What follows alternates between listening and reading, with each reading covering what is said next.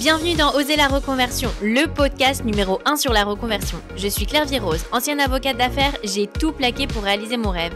Et ça a été la meilleure décision de ma vie. Si toi aussi tu as choisi une carrière par défaut ou pour faire plaisir à ton entourage, tu te demandes ce que tu fais encore dans ton job, découvre ici, chaque lundi, des invités qui te ressemblent et qui ont osé la reconversion dans tous les domaines. Ils nous racontent leur success story pour, à ton tour, oser la reconversion. Aujourd'hui, j'accueille dans Oser la reconversion Olivia Mailleux. Après avoir exercé comme juriste pendant 15 ans, Olivia s'est d'abord reconvertie dans la communication digitale et plus récemment comme agent immobilier à 48 ans. Depuis toute petite, Olivia rêve de devenir avocate d'affaires en droit international, car elle admire une avocate qu'elle regardait dans une série avec sa mère. Olivia se dirige donc tout naturellement vers la fac de droit, mais comprend très vite qu'elle ne va pas devenir avocate, car cela ne la passionne pas assez. Elle devient responsable juridique et le sera pendant 15 ans dans plusieurs entreprises différentes. Jusqu'au jour de ses 40 ans où Olivia décide qu'elle ne peut pas continuer comme cela pour le reste de sa vie. Elle a besoin de plus de contacts humains et de stimulation.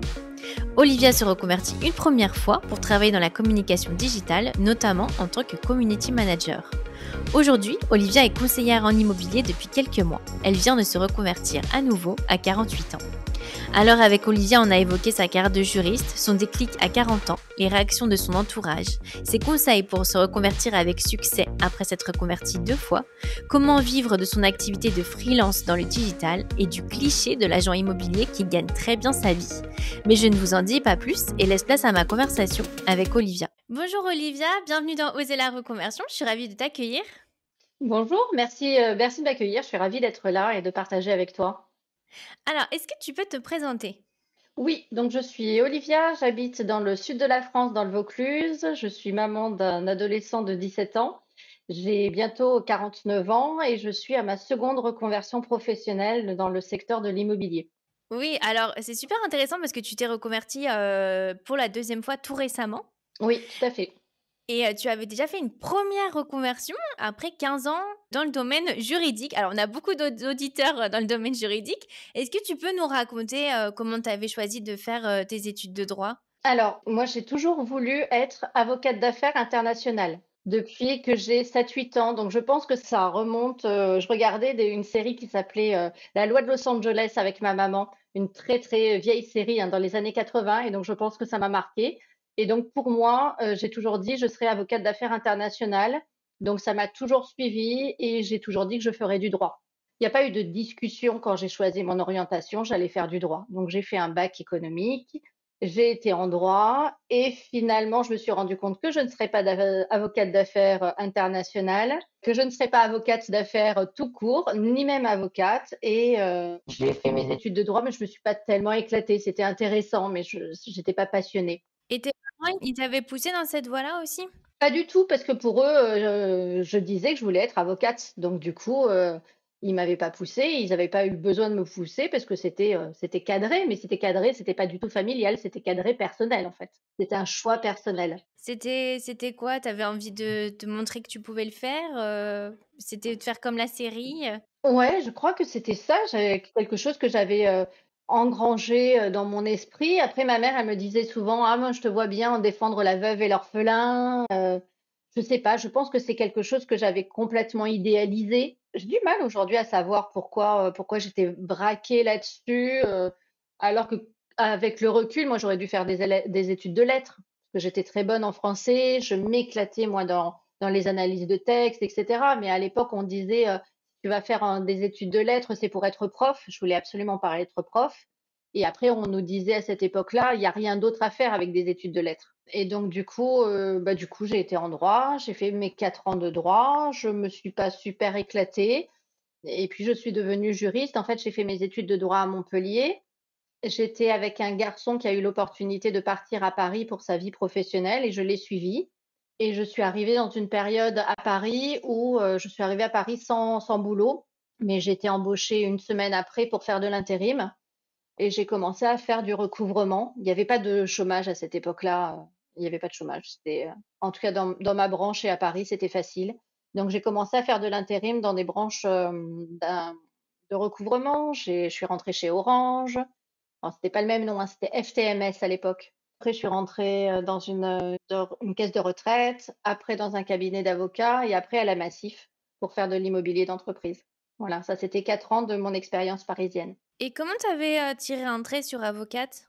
Oh, très vite, quand j'ai commencé à faire mes études, j'ai bien vu que en fait, j'ai bien vu que je ne serais pas dans les meilleurs, étudiants de droit et j'ai senti que j'avais pas envie de non plus, de faire des études, et d'y rester très, très longtemps et non, ça m'a vite quittée.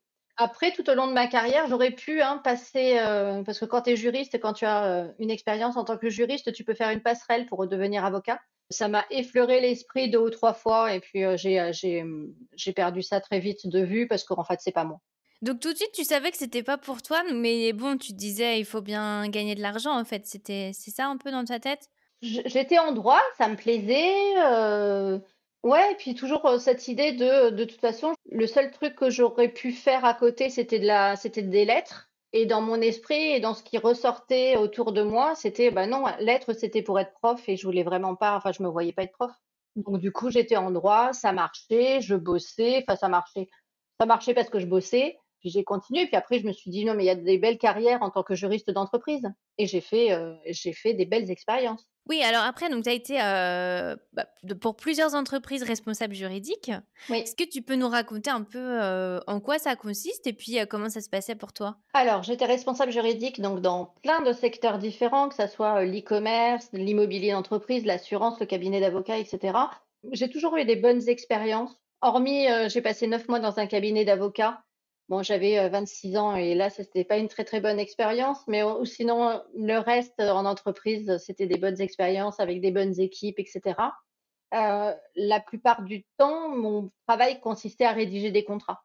Et également à suivre des procédures judiciaires, parce que j'ai travaillé dans une entreprise, qui faisait de la biométrie pour les entreprises, avec lesquelles il y avait eu, beaucoup de procédures judiciaires et donc je suivais les procédures judiciaires. Donc j'étais en relation avec les avocats, avec les contrats, avec les avocats de la partie adverse et cetera. Donc c'était vraiment beaucoup, beaucoup de rédaction juridique et beaucoup pour moi, d'isolement. C'est un métier assez solitaire, quoi. Oui, alors même si tu travailles, parce que j'ai travaillé avec des directrices juridiques, même si tu as beaucoup de contacts avec les parties adverses ou avec les clients, et cetera, ta journée consiste à être derrière un ordinateur à rédiger des contrats. Oui et puis, ce que je trouve, c'est qu'au final, on n'y pense pas forcément, mais c'est un métier solitaire parce qu'aussi c'est un métier où il faut être très concentré. Ça demande, ouais, ça demande beaucoup de concentration, donc on peut pas vraiment s'interrompre pour, discuter avec quelqu'un et je pense que c'est de là d'où vient cette solitude parce qu'on a besoin de cet isolement, en fait, comme tu dis. Oui, il faut être très concentré parce qu'il y a quand même des enjeux en place qui sont importants. Tu as quand même la sécurité juridique d'une entreprise entre tes mains, même si tout se rattrape, hein, mais effectivement, il faut rester concentré. C'est un métier de rigueur, de sérieux, de détail. Et alors donc c'est ça qui t'a pesé? Parce que donc tu as fait ça pendant 15 ans à peu près. Oui. Comment tu as eu le déclic un peu? Quel a été ton cheminement? Tu fais bien de parler de cheminement. En fait, je suis rentrée dans une société e-commerce qui faisait du charme sur internet, en fait et donc je travaillais, au service recouvrement, mais avec une équipe, de jeunes informaticiens, de jeunes développeurs. C'était une start-up. Quand je suis rentrée dans cette entreprise, on était 13 et donc c'était vraiment c'était du challenge quotidien, c'était de l'apprentissage quotidien parce que je découvrais le monde de l'e-commerce. Je découvrais le code, je découvrais, tout ce domaine-là avec voilà, avec des gamins de 22 ans qui avaient plein, plein de choses à partager, et donc c'était, passionnant. Donc j'ai quitté cette entreprise, au bout de 3 ans. Je suis rentrée dans une autre entreprise, très commerciale qui faisait donc de la biométrie, comme je te disais tout à l'heure et mon patron qui avait bien vu que je travaillais dans l'e-commerce, m'a demandé de gérer toutes les réputations de cette entreprise qui avait été assez entachée par des histoires, commerciales pas très propres dans certaines régions de France et donc j'ai géré parallèlement, à mes missions juridiques toutes les réputations de cette entreprise. C'est-à-dire que j'étais en contact avec des webmasters, avec des propriétaires de sites, avec Google également, avec la CNIL, pour que l'image de l'entreprise sur internet soit la plus propre possible. Donc ça, c'était absolument passionnant. Cette entreprise a été, mise en liquidation judiciaire, donc quand moi j'ai cherché du travail, j'étais à Aix-en-Provence à ce moment-là j'ai essayé de vendre mes 2 compétences, c'est-à-dire mes compétences juridiques et mes compétences, sur le net. C'était très compliqué les entreprises, je te parle de ça il y a, une dizaine d'années, hein, un peu plus même, c'était en 2009. Donc les entreprises n'étaient pas prêtes encore à ce double cursus et à cette double compétence. Ouais, ils comprenaient pas trop ce que tu cherchais en fait. Voilà, et ils savaient pas trop comment effectivement utiliser mes compétences web. Et donc à ce moment-là, donc j'ai accepté des missions, juridiques et qui ont été toutes, assez intéressantes et puis à ce moment-là, moi je trouvais plus de CDI en fait. Une fois que cette entreprise a été mise en liquidation judiciaire, on ne m'a plus jamais proposé de CDI et j'ai été de CDD en CDD et les missions étaient, de moins en moins intéressantes et je m'y retrouvais de moins en moins.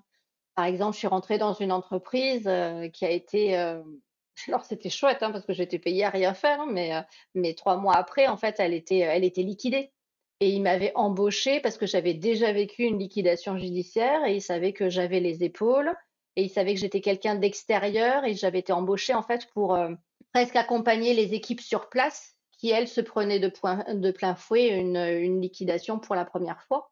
Voilà et donc après j'ai enchaîné comme ça des expériences, pas très joyeuses, dont une dernière dans une société d'assurance, en France, à Nîmes, mais une société d'assurance allemande avec une ambiance que je n'ai pas du tout, du tout, du tout appréciée et j'étais en CDD. On m'avait proposé un renouvellement de CDD et je me souviens très bien, j'allais avoir 40 ans et je me souviens très bien, je traversais la rue pour aller prendre mon bus et là, je me suis dit: «Non mais Olivia, tu peux pas faire ça toute ta vie, c'est pas possible, tu vas avoir 40 ans, tu peux plus supporter ça, tu n'aimes pas ce job, tu n'aimes pas ce que tu fais, tu t'ennuies toute la journée, tu n'aimes pas cette entreprise, tu n'aimes pas les gens avec lesquels tu travailles» et là, je me suis dit: «Non mais il faut que je fasse autre chose, en fait». Je me souviens très bien de ce moment-là. Ouais, du déclic. Oui, tout à fait. Et tu penses que c'était dû à quoi le fait que tu trouvais pas de CDI? Je pense que c'était la conjecture, en fait. Peut-être aussi que je renvoyais moi, à cette époque-là, déjà un désintérêt pour, mon métier de juriste et que certainement, j'avais des ondes autour de moi qui se mettaient en place en train de se dire, parce que ce qu'il faut savoir aussi, c'est que parallèlement à ça, quand j'ai été licenciée de l'entreprise, de biométrie, j'ai créé mon blog. Très vite, j'ai créé mon blog personnel, en fait et au début, il s'appelait Jurist in the City. Je racontais mes déboires, mes, entretiens d'embauche et cetera et rapidement, j'ai un client, un professionnel de l'immobilier qui est venu me voir, qui me dit: «Mais moi, j'adore votre plume, je voudrais que vous écriviez des articles pour moi». Là, je lui dis: «Oui, très bien, mais vous allez me payer?» Il me dit: «Mais bien sûr, je vais vous payer, je paye tout le monde, je vais vous payer». Donc là, je me suis dit: «Tiens, je vais créer mon statut et puis je vais lancer une activité de rédactrice, web, rédactrice juridique». Donc j'ai fait les 2 parallèlement pendant, 3 ans, en fait et c'est comme ça que j'ai fait ma reconversion professionnelle, parce qu'il y avait pas de formation à l'époque. J'ai fait des MOOC en ligne, de community manager et cetera. Mais voilà, j'ai tout appris en fait sur mon blog, via mes clients, via mon auto-entreprise et à côté, j'avais mes missions juridiques. C'est vrai que, au final, ça prend du temps, en fait, donc faut pas hésiter à lancer comme ça, en fait, quand tu as lancé ton blog, tu te serais jamais dit que ça pourrait devenir, ta deuxième carrière, donc Ah, pas du tout, pas du tout, du tout et c'est pour ça que j'ai été surprise en lui disant: «Mais vous voulez vraiment me payer, moi?» et là, je me suis dit: «Mais si lui me paye, il y en aura d'autres qui vont me payer, en fait». et donc à ce moment-là, quand tu te dis: «Bon, bah, j'arrête, c'est bon, c'est trop pour moi», tu sais déjà que tu veux te lancer dans la communication digitale?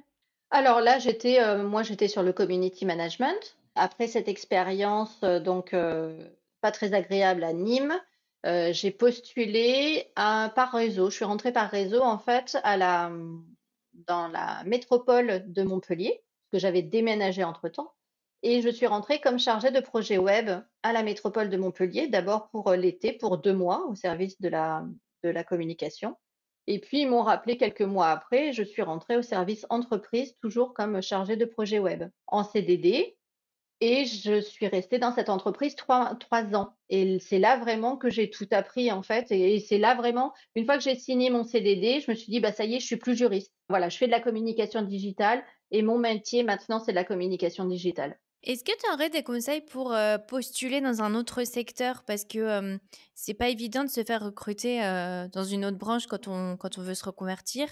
Donc, tu vois, pour mettre un peu en avant ses compétences. Alors, tu avais ton blog déjà, peut-être créer, tu vois, un Ah bah, c'est sûr que ouais. s par mon blog, j'ai pu prouver et par mes réseaux sociaux, j'ai pu prouver que je savais gérer, que je savais f le faire.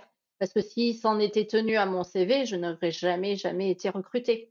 Donc mon blog a été vraiment à la fois un outil d'apprentissage et un outil pour prouver, mes compétences. Pour postuler dans un autre secteur, je dis oui, il faut, soit faire des stages, soit s'y intéresser, soit enfin prouver effectivement que le secteur que l'on vise, c'est vraiment quelque chose qui nous tient à cœur et donc d'une façon ou d'une autre, il faut s'en rapprocher. Que ça soit par des actions, je sais pas, payantes, non payantes, par de l'événementiel peut-être, mais il faut vraiment prouver qu'il y a quelque chose qui nous tient à cœur dans ce secteur-là. Et comment tu as su que c'était ça qui était fait pour toi à ce moment-là? Parce que j'avais ce besoin de contact, en fait. Alors moi j'adore écrire, donc du coup, j'avais toute cette partie rédaction qui était absolument formidable. J'avais toute cette partie juridique. Les clients me faisaient confiance puisque j'avais, 15 ans de juridique derrière moi. Donc j'avais à la fois cette partie juridique, que j'apprécie quand même. Alors j'apprécie, pour de la vulgarisation. J'appréciais plus d'aller au fond toute la journée, par exemple, 9 heures par jour ou 8 heures par jour, je voulais plus faire ça.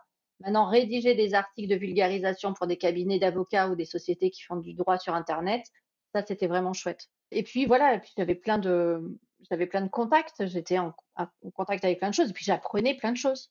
C'était vraiment l'époque où on apprenait internet, enfin on n'apprenait pas internet, mais on apprenait le community management en faisant en fait. Voilà, il y avait plein de forums, il y avait plein de gens, on se réunissait, on faisait des tweets apéros, avec des gens qui étaient dans les nouvelles technologies, et cetera. C'était très foisonnant. Oui, donc là, c'était à peu près en 2015, hein, c'est ça? Oui, c'est à peu près ça. Comment a réagi, ton entourage à voilà, à ta volonté d'arrêter le juridique? Alors mon entourage, mon amoureux, et cetera, très bien parce qu'il me connaît parfaitement. Après, je me souviens très bien, ma famille et surtout mes parents, mon papa a eu très peur. Parce qu'en fait, il comprenait pas. Il y en avait plein qui comprenaient pas ce que je faisais, et même toujours, hein, il y a 2 ans, quand je parlais avec mes beaux-parents ou autres, comme j'ai plein d'activités dans la communication digitale, comme tu es indépendant, tu mets pas tous tes œufs dans le même panier, donc tu fais plein de choses. Ils comprennent pas en fait, ils savent pas où te mettre. Et puis tout ce qui est voilà cette sphère de réseaux sociaux, gérer des réseaux sociaux, c'est assez obscur pour beaucoup qui ne les utilisent pas au quotidien. Donc du coup, ça a créé des inquiétudes. Après, tant que j'étais salariée à la métropole, ça allait. C'est après quand je me suis lancée à mon compte, où effectivement, parce qu'à un moment j'étais à mon compte, à 100.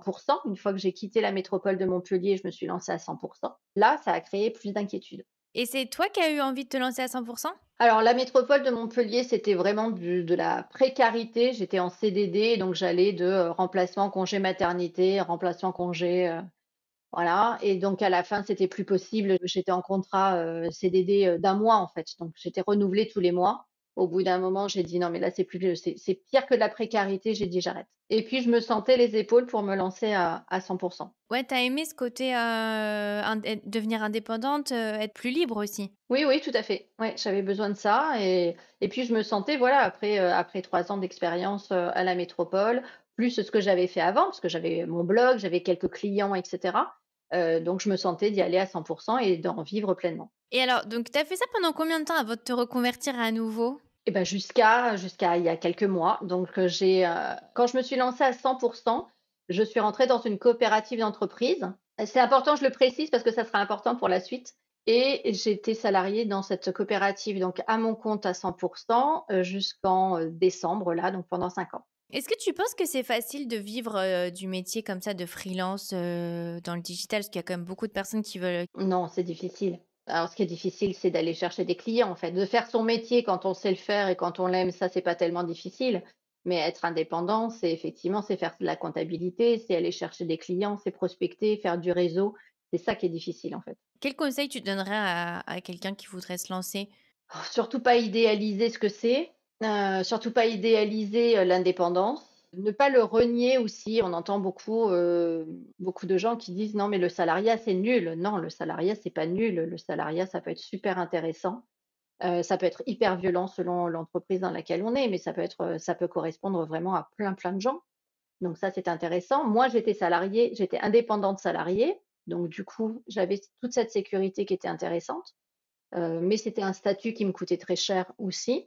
Et après, voilà, je dirais vraiment pas idéaliser et puis ne pas oublier que son cœur de métier dans une journée d'indépendant, on ne le fait, pas à 100 en fait. Il y a voilà, tous les à côté, comptabilité, réseau, prospection. Prospection, c'est pas simple. Quel conseil tu donnerais justement pour trouver ses premiers clients, un peu tout cet aspect, prospection? Réseau local. Pour moi, c'est vraiment ça qui fait toute la différence, c'est, s'inscrire, aller voir les associations de commerçants, les associations d'entreprises du quartier, de la ville, faire du bouche à oreille, c'est vraiment comme ça.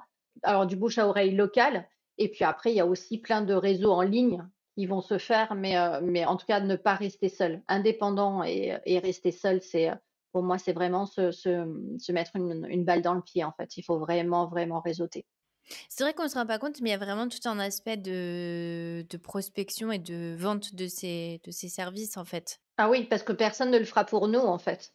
Donc du coup, on est les seuls, pour se vendre et ça veut dire qu'il faut être présent sur les réseaux sociaux, utiliser LinkedIn, mais aussi sortir, faire comprendre à notre entourage ce que l'on fait pour qu'ils puissent nous conseiller. Donc ça demande beaucoup, beaucoup d'énergie et c'est une énergie qui doit être renouvelée tout le temps, en fait. Et ça, on a tendance à l'oublier. C'est-à-dire que quand on a plein de contrats, bah, on oublie toute cette partie commerciale et prospection.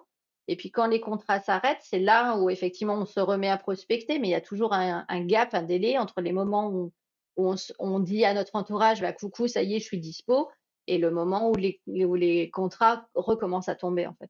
Et alors, qu'est-ce qui t'a donné envie de changer pour l'immobilier? Alors, moi, je suis arrivée cet été où j'étais dans un état de fatigue très, très avancé et où en fait, je me suis dit que les algorithmes seraient toujours plus forts que moi, toujours plus forts que nous, que je n'arrivais plus ou je n'arriverai plus au bout d'un moment à vendre les réseaux sociaux comme je le faisais avant. C'est-à-dire que moi, j'avais plein de casquettes en communication digitale. J'avais un peu de rédaction web, rédaction juridique. J'ai très vite perdu des contrats, depuis, l'arrivée de l'IA et de ChatGPT. J'ai très vite vu effectivement, j'avais même moi-même des clients, hein, qui me disaient: «Ah tiens, ça serait bien qu'on utilise l'intelligence artificielle» et cetera. Donc j'ai très vite compris que ça serait compliqué de garder le même nombre de clients en rédaction, puisqu'ils pouvaient se passer de moi, ou en tout cas, ils pouvaient se passer de moi pour la partie la plus importante et me garder juste pour la correction. Moi, j'ai pas envie de faire de la correction de ChatGPT, hein, ça m'intéresse pas. J'avais une partie journaliste, puisque je suis correspondante de presse pour Vaucluse Hebdo, un magazine d'information économique. Donc ça me plaît et ça, je l'ai conservé. J'avais une casquette d'enseignante, puisque je donnais des cours à des étudiants en alternance. Et une casquette de formatrice. J'accompagnais les entreprises à effectivement, bah, mieux comprendre Instagram, prendre en main LinkedIn et cetera. Et cet été, je me suis dit que, au bout d'un moment, je me suis dit: «Mais les réseaux sociaux, c'est vain, en fait. Comment je vais réussir à être enthousiaste et à dire à une entreprise: "Mais oui, c'est super, allez sur Instagram, c'est génial"», sachant que l'algorithme, il est tellement difficile, c'est tellement compliqué de faire sa place. Et donc, au bout d'un moment, je me suis dit: «Mais ça va être de plus en plus difficile de tenir ce discours». Et d'ailleurs, aujourd'hui, je continue un petit peu les formations et je leur dis plus que c'est formidable. Enfin si, je leur dis: «C'est formidable, Instagram, LinkedIn sont formidables. Mais par contre, ce n'est pas votre métier et vous ne pourrez pas y passer, 20 heures par semaine. Donc ne vous faites pas mal si vous n'arrivez pas à gagner des followers.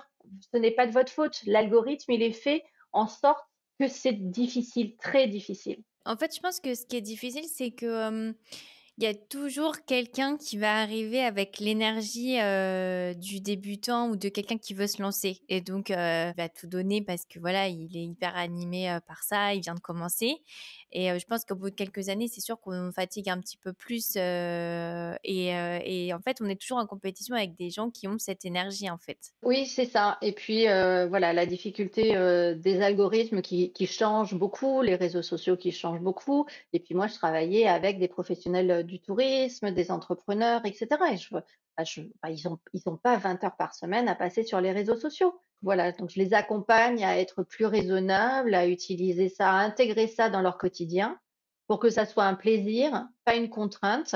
Et oui, effectivement, bah, ils ne passeront pas de, 1 followers à 10 000 followers en 6 mois, c'est pas possible. Mais c'est pas très, très grave. C'est pas le but. Voilà, donc j'essaye de les accompagner, là-dessus Et à un moment, je me suis dit: «Bon, 48 ans, les réseaux sociaux, voilà, comme tu dis, il y a plein d'énergie, plein de jeunes pousses qui arrivent derrière». Moi, j'adore me servir d'Instagram, j'adore me servir de LinkedIn, mais j'ai pas envie de faire des vidéos avec plein de montage, de mettre la dernière musique à la mode et cetera. Je le fais de temps en temps parce que ça m'amuse, mais j'ai pas envie de faire ça tout le temps, en fait. Et donc en étant honnête avec moi-même, je me suis dit: «Ben, voilà, cette appétence-là que j'ai eue pour la communication digitale et pour les réseaux sociaux, elle est en train de s'affaiblir». Et je me suis dit: «Est-ce que je fais ma reconversion professionnelle maintenant ou est-ce que j'attends dans 1 an, dans 2 ans, dans 5 ans?» Et peut-être qu'à 54 ans ou à 53 ans, ça sera plus compliqué qu'à 48. Donc j'ai bien réfléchi, en me disant: «Bah, c'est peut-être le moment, là, d'aller voir autre chose». Ouais, tu as eu une lassitude. Oui, c'est tout à fait ça. C'est vraiment une lassitude, ouais, c'est vraiment ça. Et comment t'as choisi, conseiller immobilier? Alors c'est rigolo parce que je pense qu'un peu tous au fond de nous, on a cette idée de: «Ah peut-être un jour, je C'est deviendrai, fou. ouais. Ah ouais, j'en ai parlé avec ma communauté. Si tu savais le nombre de personnes qui m'ont dit: «Ah mais oui, mais moi aussi j'y ai pensé». En plus, avec toutes les émissions qu'on voit sur les agents immobiliers, c'est sûr que ça donne envie. Alors, comment tu t'es dit: «Bah, c'est ça qui est fait pour moi» et puis comment tu t'es formée? Alors moi, j'ai toujours tourné autour des métiers de l'immobilier. Même quand j'étais étudiante, à un moment, je me suis dit que j'allais faire, l'ICH, qui est une école, de l'immobilier. Et puis, j'ai pas fait. Je sais pas pourquoi j'ai pas fait. Donc régulièrement dans ma vie professionnelle, je me suis dit: «Tiens, je vais aller faire de l'immobilier». Sauf que mon papa a toujours été commercial. Il a été commercial dans plein de secteurs différents. Il a fait de la construction de maisons neuves, très peu de temps, mais il a fait ça. Et en fait, sa carrière d'immobilier nous a conduit à vivre des choses, des moments très chouettes et des moments moins chouettes. Donc moi, je me suis toujours dit que je ne serais jamais commerciale, que je n'étais pas faite pour ça et que je ne voulais pas être commerciale. Donc j'ai toujours réfuté ça. Et puis, ma belle-maman a toujours été commerciale enfin, en tout cas, très longtemps commerciale dans l'immobilier. Elle était agent co.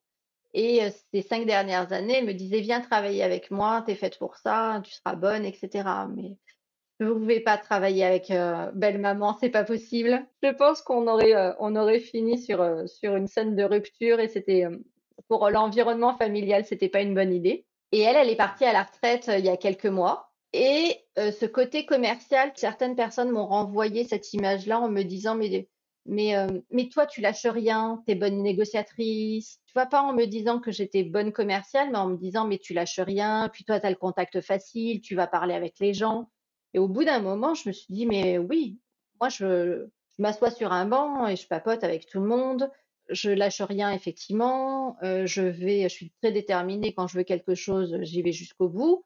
Et au bout d'un moment, je me suis dit: «Mais tout ça, c'est des qualités de commercial, en fait». Et tout ce que j'avais réfuté, tout au long de ma vie, je me suis dit: «Ben, peut-être qu'effectivement, toutes ces compétences que mon père avait, XXL». Il n'avait pas des compétences de gestion par contre, hein, là c'était catastrophique. Mais ces compétences que lui avait, peut-être que moi j'en ai certaines aussi. En tout cas, ce contact humain, ce réseau, cette facilité à parler, à aller toquer aux portes et cetera, je l'ai. Et donc je me suis dit: «Bah, c'est peut-être le moment ou jamais d'essayer l'immobilier». Nous, on a cherché une maison pendant 1 an et demi et puis on a été pas forcément très, très bien accompagnés. En tout cas pas par tout le monde. Et puis pour moi, enfin le logement, c'est vraiment quand on a un toit au-dessus de la tête et qu'on est bien logé. C'est, j'ai un fort besoin de sécurité et ça passe beaucoup par le logement. Et quand on voit autour de nous les gens qui sont mal logés, qui sont pas logés, on peut pas se sentir en sécurité, on peut pas vivre bien en fait quand on est mal logé. Oui, c'est se faire sa petite bulle un peu. C'est ça, c'est se faire son cocon qui est pas forcément très grand, mais en tout cas qui permet de se sentir en sécurité. Et ça, c'est très, très, très important. C'est quelque chose qui me parle énormément, moi qui ai beaucoup, beaucoup déménagé tout au long de ma vie, par les expériences de mon père. Et comment tu t'es formée alors? Donc tu as pris la place de ta belle-maman? Alors pas du tout. Et puis je me suis pas, j'ai pas fait ça en 2 jours. En fait, quand j'ai commencé à y réfléchir, en septembre-octobre, j'ai fait une enquête métier.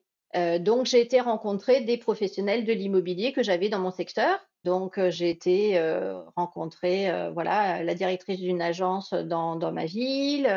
J'ai eu, des entretiens téléphoniques avec des personnes qui travaillent dans l'immobilier pas très, très loin de chez moi. pour leur dire, bah, c'est quoi l'immobilier? Moi, je m'en fais cette idée-là. Est-ce que c'est vraiment ça? C'est quoi l'immobilier en période de crise, en tout cas en période d'inflation? Est-ce que je peux me lancer dans l'immobilier à 48 ans? Est-ce qu'il faut que je sois formée? C'est quoi le statut? Enfin voilà, j'ai vraiment fait une enquête métier, très poussée pendant 1 mois et demi, 2 mois. Et puis, j'ai, rencontré, une agent immobilière qui nous a vendu notre maison là, qu'on a achetée il y a quelques mois et qu'on avait trouvée absolument, remarquable par ses conseils. J'ai été la rencontrer, on en a parlé et puis elle m'a dit: «Ben, ça serait bien». Elle m'a dit: «De toute façon, tu testes, tu vois? Si ça marche pas, c'est pas grave, mais tu testes». Et donc plusieurs, professionnels de l'immobilier m'ont dit ça. Et donc quand je me suis dit: «Allez, c'est bon, j'y vais», ben, j'ai fait appel à cette nana avec qui j'avais, eu un super contact. J'ai passé un entretien et puis j'ai été embauchée donc, dans cette agence, qui est à proximité de chez moi. Tu arrives sans formation. Alors, j'avais jamais entendu le terme de enquête métier. Donc, comment tu fais? Comment tu démarches un peu les gens? Parce que, voilà, c'est souvent le conseil qu'on donne, mais concrètement, qu'est-ce que tu leur dis pour qu'ils aient aussi envie de répondre à tes questions? Alors après, ils ont envie de parler d'eux de toute façon. Les gens adorent parler d'eux et quand il s'agit de parler de leur métier, ils adorent. Donc du coup, enfin personne ne m'a dit, «Non, ça m'emmerde de vous recevoir 10 minutes, j'ai pas du tout envie de vous parler de mon métier». Donc voilà, donc je me suis présentée tout simplement en disant: «Bah voilà, j'arrive un petit peu au bout de mon activité, enfin de ma carrière en communication digitale, j'ai envie de faire autre chose. J'ai pensé au métier de l'immobilier, mais je veux vraiment savoir si ça peut me correspondre et si c'est pas pareil, si c'est pas une idéalisation, que je me fais et si je peux, moi, y arriver. Et donc du coup, ils m'ont reçue, mais très, très naturellement et donc du coup, je leur ai juste demandé de me parler de leur métier, de me parler de ce qu'ils percevaient, de leur parcours. Parce que dans l'immobilier, il y a énormément de reconversions professionnelles et toutes les personnes que j'ai rencontrées avaient d'autres vies professionnelles avant. Et donc du coup, c'était très naturel, pour eux et pour elles de me recevoir et de me parler de leur métier et de leur démarche. Oui, elle savait ce que c'était. Et c'est vrai que c'est un Ouais, tout à super fait. conseil, en tout cas, déjà de rencontrer des personnes et puis poser ses premières questions avant de se lancer dans quoi que ce soit. Et quelles ont été peut-être tes surprises? Alors, peut-être personnellement, et puis eux, est-ce qu'ils t'ont dit des choses où justement tu n'avais pas forcément imaginé ça du métier d'agent immobilier? J'étais bien informée, je voilà, j'avais bien suivi aussi la carrière de ma belle-mère, hein, donc j'avais bien, suivi, quand elle vendait pas, le rentrée des mandats, ces difficultés-là et cetera. Donc j'ai pas été tellement surprise. Là où j'ai été plus surprise, bah, sur moi, c'est qu'effectivement je suis très à l'aise avec les gens et que la prospection terrain, aller toquer aux portes, c'est pas quelque chose de difficile pour moi, en fait. Voilà, je me demandais si j'allais vraiment réussir à dépasser, ma peur, mes craintes, l'envie de pas déranger et cetera. Et puis finalement, on se rend compte que les gens sont, ravis de parler, de discuter, de nous croiser dans l'après-midi, de faire une pause avec nous, et donc ça se passe très bien. Parce que c'est quoi le quotidien? C'est tu vas dans un quartier, tu vas voir les commerçants de quartier, tu leur demandes s'il y a des biens. Alors c'est un peu ça, mais sauf que tu vas voir les commerçants, mais tu vas aussi voir les habitants, en fait. Et alors plutôt que de leur demander s'il y a des biens à vendre, c'est plutôt de te faire remarquer, en fait, de faire connaissance. Donc la première étape, c'est vraiment de faire, voilà, le tour de ton secteur, le tour des quartiers, te présenter. Ben moi je suis, voilà, référente locale, «Ah tiens, bah, vous avez un beau jardin, bah, moi aussi j'adore ça comme passion». La dernière fois, je suis rentrée chez une dame, elle était en train de poncer des meubles et elle avait un buffet qui était exactement celui de la grand-mère de mon compagnon que je dois, rénover également. Donc on a passé une demi-heure à, regarder ses outils, à parler ponçage, peinture, huile, teinture et cetera. Donc l'idée, c'est pas effectivement d'arriver en lui disant: «Bah, est-ce que vous vendez votre maison?» De toute façon, c'était ridicule parce que c'était non, mais c'était vraiment de faire connaissance et puis, voilà, de se faire connaître et puis peut-être qu'un jour elle aura un projet immobilier ou elle aura des amis qui auront un projet immobilier, elle pensera à moi parce que je suis sympa, voilà. Donc c'est vraiment ça, c'est vraiment se faire connaître. Et tu es où exactement maintenant? Alors dans le Vaucluse, à côté de Carpentras. OK. Et alors quels sont les types de biens un peu que tu as, donc tu fais que achat-vente? Oui, alors on a un service location, mais nous, mes collègues et moi, on fait essentiellement de l'achat-vente, pardon.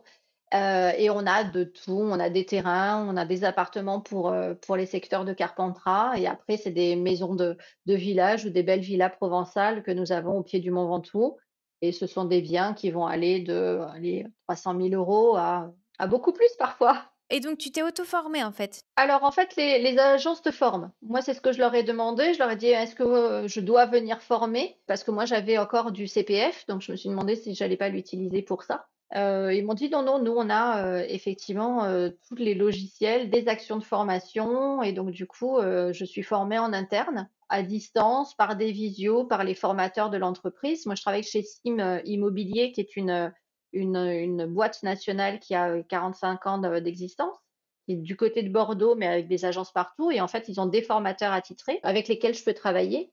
Et je vais partir aussi bientôt sur place pour des sessions de formation au siège social. Et alors comment ça se passe? Donc quel est ton statut? Tu es indépendante? Tu gagnes que, sur les commissions? Comment ça se passe un petit peu ta rémunération? Alors, les agents immobiliers peuvent être soit salariés, soit indépendants. Il y a assez peu d'agences qui salarient les agents.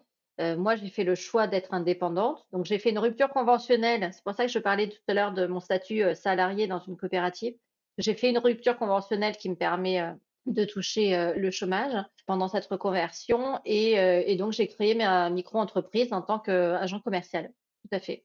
Et donc, je suis payée uniquement à la commission. Alors, j'en avais conscience, hein, tout le monde me l'avait dit dans le métier, je savais que ça se passait comme ça. Mais effectivement, entre le jour où tu commences en tant qu'agent immobilier et le jour où tu commences à gagner de l'argent, il peut se passer plusieurs mois. Ça peut être très long parce qu'en fait, il faut rentrer des biens et il faut ensuite les vendre. Donc, c'est vraiment quelque chose qui demande d'être préparé sur plein de choses, hein, mais sur un plan financier, il faut vraiment le préparer. Tu peux pas te lancer comme ça si tu as pas des sous derrière ou si tu as pas le chômage ou en tout cas si tu as pas d'organisation, c'est pas possible. Et c'est combien à peu près la commission d'un agent immobilier? C'est à peu près 25% quand tu rentres un bien et 25% quand tu vends le bien. Et après, les commissions d'agence varient selon les agences, mais c'est entre 4 et 6% sur le montant d'un bien. Et 25 c'est quoi du coup? Alors, 25%, c'est quand tu rentres un mandat, c'est-à-dire quand tu fais rentrer un bien à vendre. Et quand tu le vends, tu touches également 25%. Mais alors, l'idéal, c'est de rentrer un bien et de le vendre toi-même. Mais c'est pas parce que tu as rentré un bien que tu vas le vendre toi. Peut-être qu'il va être vendu par une autre agence parce que les biens sont souvent dans différentes agences. Peut-être qu'il va être vendu en direct particulier par le propriétaire. Peut-être qu'il va être vendu par un de tes collègues qui a l'acquéreur qui correspond à ce bien-là. Donc, tu fais pas forcément l'entrée et la sortie. Ah oui, mais tu as déjà quand même une commission quand tu le rentres? Seulement quand le bien est vendu. Ah oui, OK, c'est à ce moment-là. Voilà. Puis après, une fois que le bien est vendu, faut attendre à peu près 3 mois que l'acte authentique, que l'acte définitif soit signé. Donc c'est pour ça que c'est une carrière qui se construit, hein. Voilà, tu vas pas dans l'immobilier en te disant bah, super, je vais travailler dans l'immobilier. Non, non, il faut vraiment réfléchir à comment tu vas vivre entre le moment où tu vas commencer, le moment où tu vas commencer à gagner tes premières commissions. Et excuse-moi, j'ai pas tout à fait compris entre 25 et 4 à 6 comment ça se Alors 4 à 6 ce sont les frais d'agence. Voilà. Tu vois, tu gagnes pas 25% de commission sur le montant de la maison. Tu gagnes 25% sur les frais d'agence. ah OK, sur les 4 à 6 OK, OK. Et à quoi ressemble ton quotidien alors, voilà, si on veut se projeter, à quoi ça ressemble un peu le quotidien d'un agent Alors, immobilier? un agent immobilier qui commence, son quotidien, c'est la prospection, en fait. Donc, c'est d'aller sur le terrain. Et puis voilà, comme je te disais, de taper aux portes, d'aller se faire connaître, d'aller voir les commerçants. Donc, c'est beaucoup ça.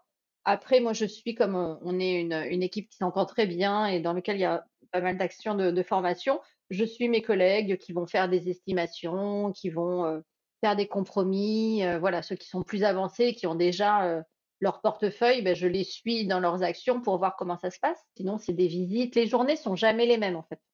Les journées sont très, très différentes. Mais quand tu commences, le plus gros, ça reste de la prospection, puisqu'il faut que tu fasses rentrer des biens, en fait. Si tu as pas de biens à vendre, tu n'as pas d'activité. Et est-ce que c'est pas difficile parfois de se motiver à aller faire de la prospection? Alors, je te dirais que pour l'instant, je commence, donc ça va. Mais c'est vrai qu'effectivement, je me pose la question en me disant, mais est-ce que dans 6 mois, j'aurai la même envie, la même confiance en moi surtout, c'est ça. Aujourd'hui, j'ai confiance. Est-ce que dans 6 mois, j'aurai toujours autant confiance?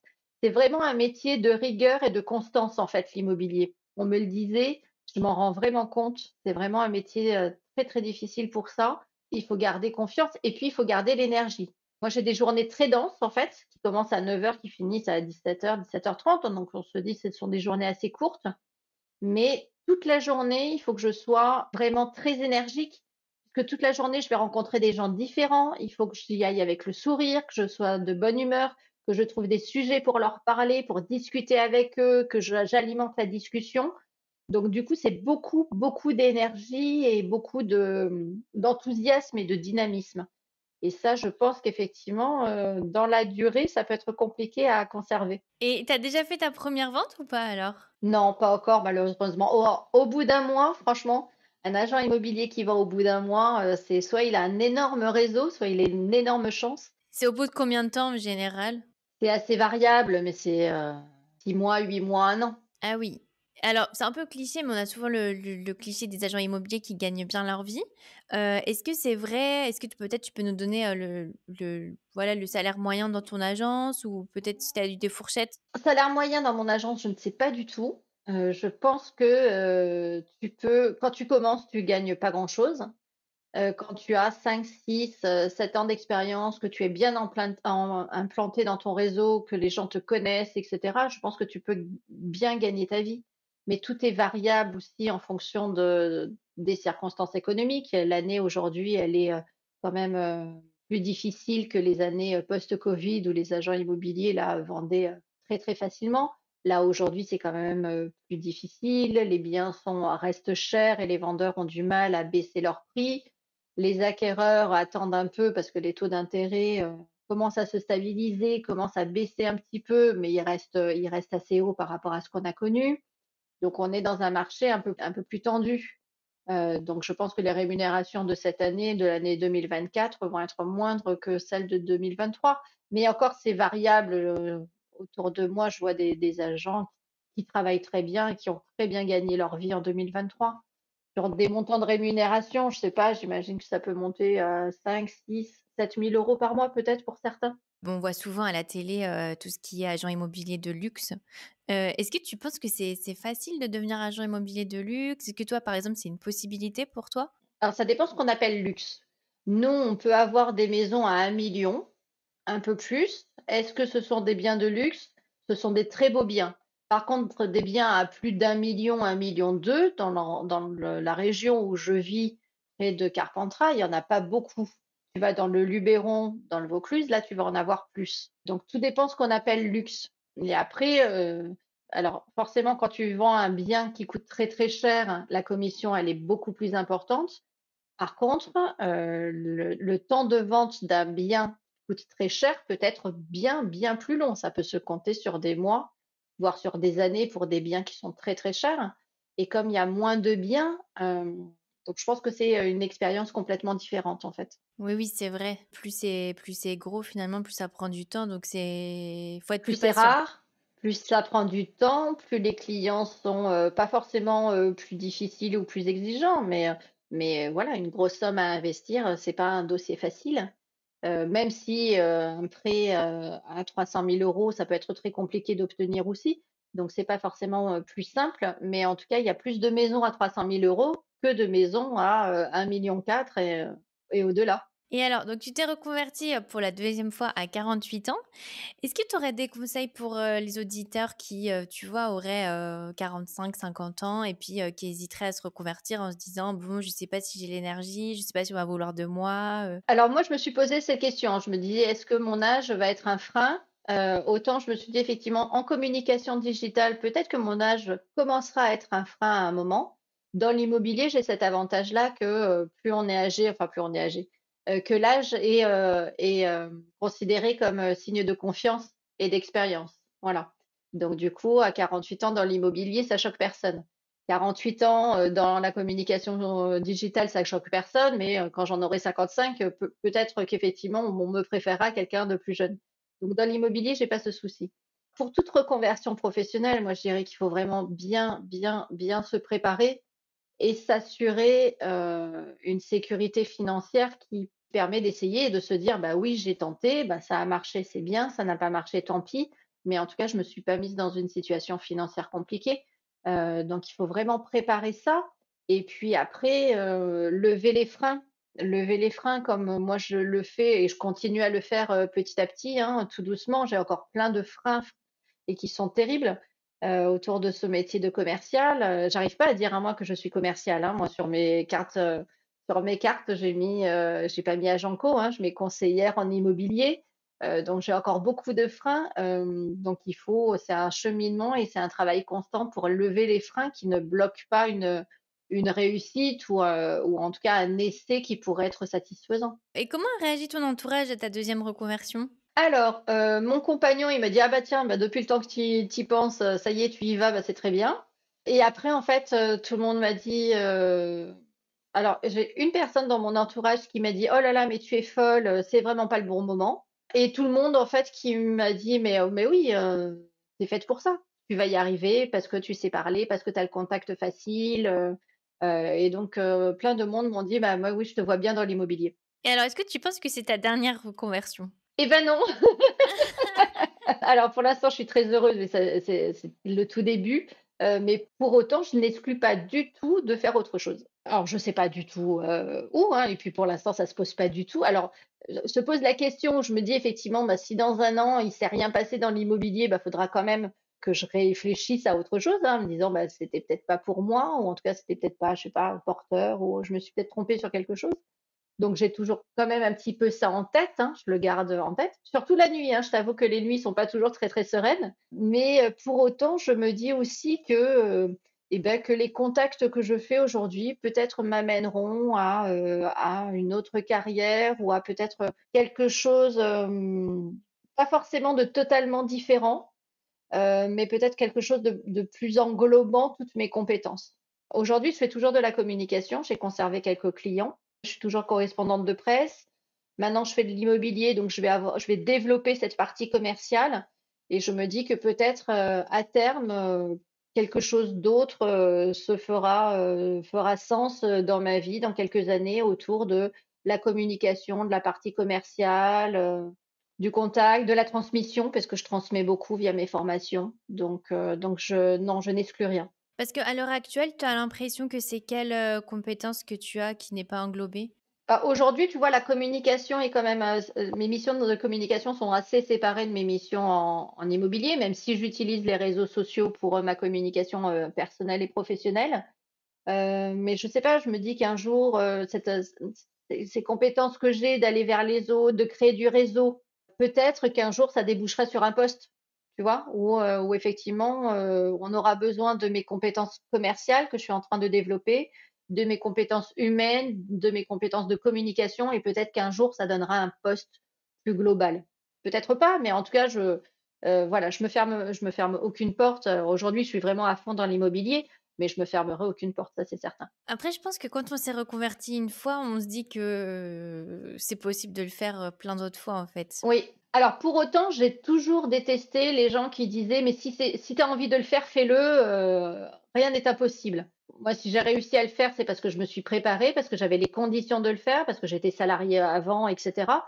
Tout le monde ne peut pas changer de boulot, tout le monde ne peut pas renoncer à un poste salarié, à un salaire et cetera. Donc j'aime pas du tout cette phrase en disant, que je trouve très culpabilisante en disant: «Bah, si tu veux le faire, tu peux». C'est pas si simple que ça se prépare. C'est pas impossible et tous les jours, on voit des parcours de reconversion professionnelle absolument, passionnants et sur ton podcast, on en voit vraiment des incroyables. Donc c'est vraiment possible, mais ça demande quand même, de l'organisation, un cheminement intellectuel, un cheminement personnel, professionnel, un cheminement familial aussi, hein, parfois. Donc ça demande quand même beaucoup de préparation et ça se fait pas au hasard. Oui, ça prend du temps. Alors, dernière, question sur la question, de la fin. Quel est le meilleur conseil qu'on t'ait donné? De tester, d'y aller, de tester et puis, de me lancer en fait. C'est vraiment ça, de me dire, voilà, tu as envie d'y aller et ben teste. Lance-toi, teste et puis tu verras bien. Après, je pense que tu as raison, c'est aussi une bonne idée de se dire: «Je teste pendant une période donnée». Tu vois, là, tu t'es dit: «Bon, bah, je fais ça 1 an», et puis comme ça, bah, pendant cette année, tu te poses pas la question d'arrêter ou de continuer. Alors, tu te poses la question quand même un peu toutes les nuits, comme je disais, parce que ça fait peur, hein. Mais en tout cas, effectivement, je me suis organisée pour me laisser du temps pour voir si ça marche ou pour voir si ça marche pas et si ça marche pas, Après voilà, si ça marche pas, hein, je sais pas du tout ce que je vais faire, hein, et d'ailleurs, c'est une grosse interrogation qui revient, chaque nuit en me disant: «Bah, voilà, j'ai pas de plan B, j'aurais peut-être du mal à retourner dans la communication, je pourrais pas retourner dans le juridique. Bon voilà, si ça marche pas à 49 ans, je vais faire quoi?» Mais pour l'instant, j'y suis pas, donc pour l'instant, j'y vais à fond. Je me donne toutes les chances pour réussir. Puis Inch'Allah, on verra bien. Et alors actuellement, comment tu as financé grâce au chômage? Ouais, chômage, économie personnelle et puis mes missions, de communication à côté. Donc ça fait des longues journées. Bah, c'est vrai que c'est beaucoup de temps et d'énergie de se reconvertir et c'est vrai que parfois quand on voit enfin on oublie un petit peu je pense, là c'est intéressant parce que tu es en plein dedans, mais c'est vrai que je pense qu'après quelques années, on oublie un petit peu toute cette phase d'interrogation qu'on a eue. Oui, bien sûr et puis après ça devient, plus habituel, ça devient, plus quotidien. Mais effectivement, quand on est dedans, on se pose, plein de questions et les journées sont, fatigantes, denses, mais passionnantes aussi. Puis apprendre un nouveau métier, moi j'avais vraiment ça, tu vois? Cet été, je me suis dit: «Mais, quand je pensais à apprendre un nouveau métier, je me suis dit je sentais des papillons dans le ventre. Je me disais: «Mais ça, apprendre un nouveau métier, je trouve ça excitant, en fait». Ouais, d'avoir à nouveau de la stimulation. Voilà, je trouvais ça vraiment excitant. Et qu'est-ce que tu dirais aux auditeurs qui hésiteraient à sauter le pas? Alors pour aller dans l'immobilier ou pour refaire une reconversion professionnelle? Pour les 2. Se préparer et puis, tester et voilà, y aller en toute connaissance de cause, bien se renseigner, bien se préparer financièrement, bien se préparer au niveau de son entourage. C'est important, hein, d'avoir un entourage quand même qui nous aide, hein. Franchement, quand on a, 20 personnes autour de nous qui nous disent: «Non, c'est une connerie, n'y va pas, j'ai pas envie que tu fasses ça, tu vas nous mettre dans la merde financièrement» et cetera, c'est très, très, très compliqué. Moi, j'étais vraiment bien portée, hein, donc ça, c'est important. Et puis voilà, une fois qu'on a réussi à mettre toutes ces questions-là de côté, y aller à fond et puis voir si ça marche et puis voir si l'étincelle, elle est toujours là finalement sur le terrain par rapport à ce qu'on avait imaginé. Ouais, c'est un super conseil, je pense, de tester et puis aussi les entretiens métiers, c'est ça le terme, hein? Oui, moi j'ai oui. Bah, en fait, je crois que j'ai entendu ça, parce que comme j'ai changé pas mal de métiers, j'ai été, régulièrement, pris en charge par Pôle emploi et je crois que c'est eux, hein, qui disaient ça. Alors maintenant, c'est France Travail. Je crois qu'enquête métier, c'est leur terme à eux et pour moi, c'était essentiel, en fait, d'aller me confronter à des professionnels, bah, qui, eux, sont dans le job et qui, eux, ont pu me dire: «Bah, voilà, notre métier, c'est ça». Et pas quelque chose que j'avais idéalisé, hein, parce que si on s'en tient effectivement aux émissions de Stéphane Plaza, l'immobilier, c'est pas tout à fait ça, hein, quand même, hein. Un grand merci Olivia, donc je mettrai tes réseaux Merci à sociaux pour, toi. les auditeurs qui voudraient, te suivre. Merci pour, tout ce que tu as partagé. Super, bah, écoute, merci à toi, c'était un grand moment de plaisir. Si vous avez aimé l'épisode, abonnez-vous et laissez-moi un commentaire si vous écoutez l'épisode sur YouTube et si vous écoutez l'épisode sur Apple Podcasts, Spotify ou Deezer, abonnez-vous et laissez une note 5 étoiles et un avis. C'est ce qui donne le plus de visibilité à ce podcast. N'hésitez pas à en parler autour de vous et à partager l'épisode sur les réseaux sociaux pour aider un plus grand nombre à oser la reconversion. Si vous souhaitez suivre les dernières actualités du podcast, rendez-vous sur notre compte Instagram @oserlareconversion et pour prolonger la discussion, rendez-vous sur notre groupe Facebook dédié aux auditeurs. Ensuite, si vous cherchez toutes les notes avec les références, allez dans le détail du podcast. Si vous souhaitez devenir annonceur, me proposer un invité ou me poser des questions, je serai ravie d'y répondre par mail à l'adresse partenariat avec un s @oserlareconversion.com.